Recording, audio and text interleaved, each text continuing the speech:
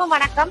இன்று ஈரோடு மாவட்டத்தில் மாண்புமிகு முதலமைச்சர் அவர்களின் மூலம் திறந்து வைக்கப்பட்ட வேளாண் கண்காட்சியில் அனைவருக்கும் உபயோகமாக உள்ளது. இந்த வேளாண் கண்காட்சியில மஞ்சளோட மகத்துவத்தை எடுத்துரைக்கிறதுக்காக மஞ்சள்ல எப்படி விதை நேர்த்தி செய்யறதுன்னு, குளித்தட்டு நாற்றாங்கல் செய்முறை, அது இல்லாம மஞ்சள்ல இயற்கை முறையில எப்படி மகசூலை அதிகப்படுத்தலாம், இயற்கை முறையில பூச்சி மேலாண்மை எப்படி பண்ணலாம், அந்த முறைகளையும் மதிப்பு கூட்டப்பட்ட பொருட்கள் மஞ்சள்ல மஞ்சள் அல்வா, மஞ்சள் கிரீம், மஞ்சள் சோப்பு, குர்குமின் நிறைய மெடிசினல் வேல்யூ இருக்கு.